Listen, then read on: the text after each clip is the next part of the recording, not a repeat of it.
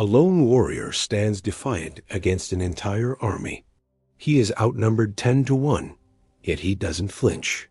He has faced impossible odds before, but this time is different because the fate of 2 nations rests on his shoulders.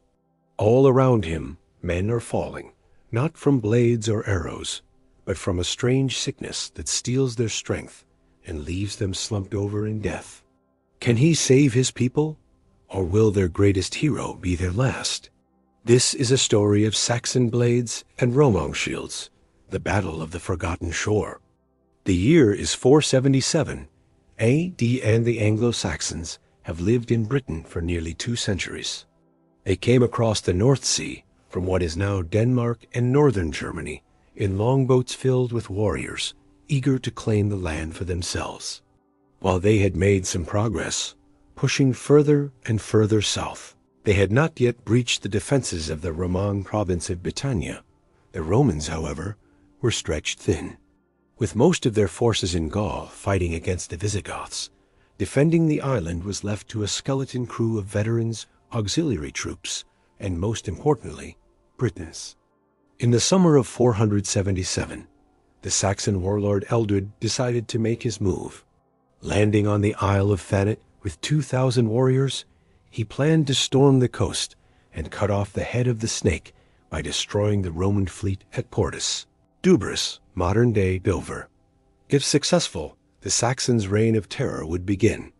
His fleet was composed of swift scows and fishing boats, reinforced with benches and packed full of elite soldiers. Every one of them had crossed the North Sea expecting plunder and glory. But before they even reached the harbor, the Saxon ships ran into a small fleet of 5 Roman galleys. It was an accident of fate that Portus remained undefended, but it was soon apparent that no amount of luck would help the Romans here. The Saxon ships were too numerous, and with so few defenders in Britain, there was nobody to raise the alarm. While some ships managed to escape, others were captured and used to block the harbor, creating a natural fortress for Aldred's army. His plan was simple. As soon as they landed, they would march inland to the nearby town of Raffa, modern-day Rochester, where he believed there would be enough supplies to feed his army. Then he would turn around and crush any relief force sent to stop him.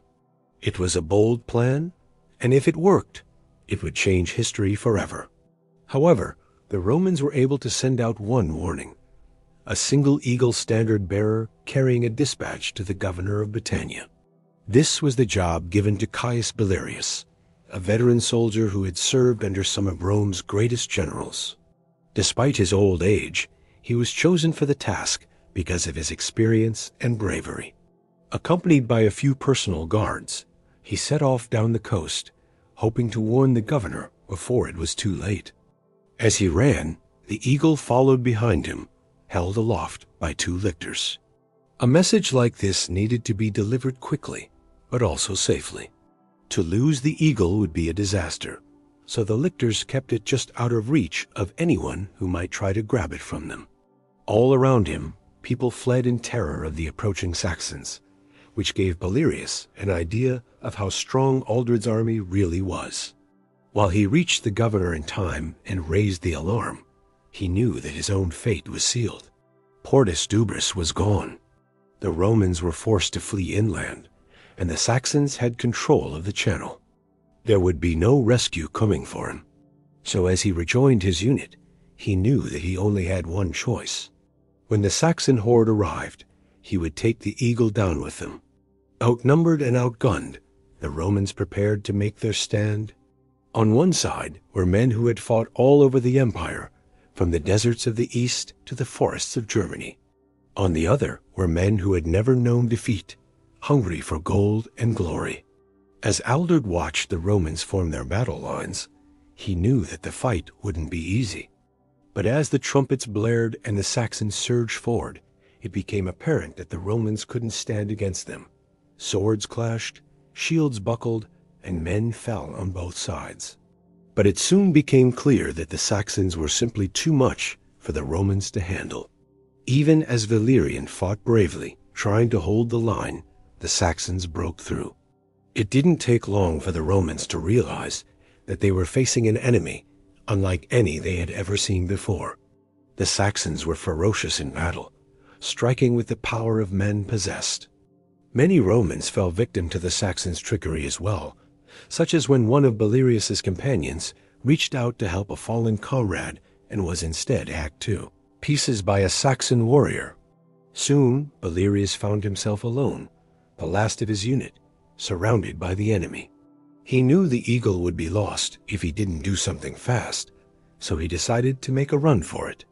Fighting his way through the enemy, he reached the relative safety of the woods and hid there for the night.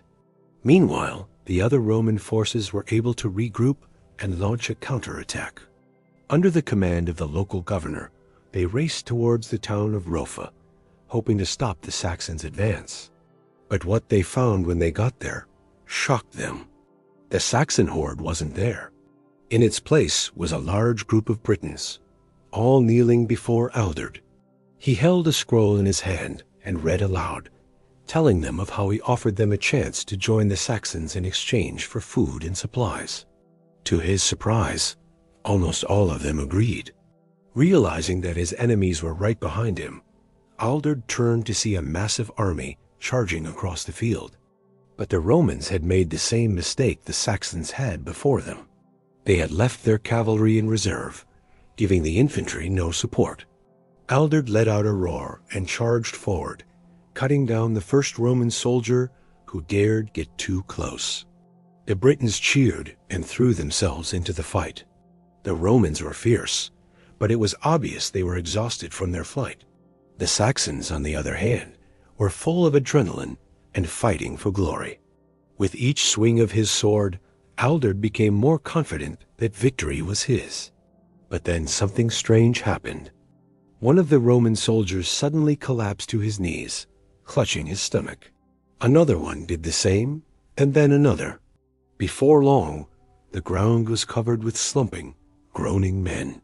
Aldard stopped his attack and realized that this was his chance to end this war once and for all.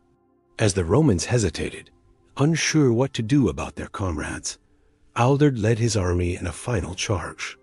The Saxons poured over the hill, swords raised high. The surviving Romans were cut down and the rest fled. Aldard had won. But as his men began to loot the Roman camp, he noticed something. The men who had been struck down by the mysterious sickness weren't dead. They were alive, but barely. It looked like they could be cured, but they would need help. He tried to warn his men that these soldiers might be dangerous, but it was too late. Within seconds, several Saxon warriors were groaning on the ground, clutching their chests. The Anglo-Saxon horde had come to Britain to conquer. But sometimes conquest can come at a cost you never expected. This is a recurring theme throughout history. Sometimes it seems like armies win battles, but ultimately lose the war. Take the Mongol Empire, for instance. Genghis Khan and his successors conquered huge swaths of land, but after his death, the empire fractured and fell apart. Similarly, the British Empire lasted for centuries, but in the end, it too declined and fell. What's interesting is that both of these empires had one thing in common: disease. When the Mongols attacked, they brought with them diseases that devastated entire populations.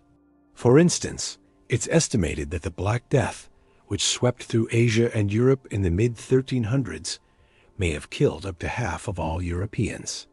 Similarly, the British Empire brought diseases like smallpox and measles with it as it spread across the globe.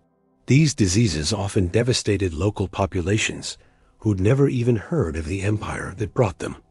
It's possible that the Anglo-Saxons suffered the same fate. The men who were stricken with the mysterious illness were probably victims of a new disease that they never encountered before. And while it didn't kill them, it did weaken them, making them easier targets for the Saxons. This isn't just a historical curiosity either. Diseases still affect warfare today. For instance, during the Vietnam War, American soldiers were often exposed to Agent Orange, a herbicide that was designed to destroy the jungle foliage, but ended up having serious health effects on humans as well. Similarly, during the Iraq War, there was a lot of exposure to burn pits, which are areas where waste is burned. This created a lot of smoke and fumes that Iraqi soldiers and U.S. soldiers were exposed to. It's still not clear what the long-term effects of these diseases will be, but it's clear that diseases have affected warfare for centuries. Maybe the Romans would have fared better if they'd known what was coming. But sometimes there's just no way to prepare for the unexpected. To learn more ways that disease has affected history, stay tuned for more information.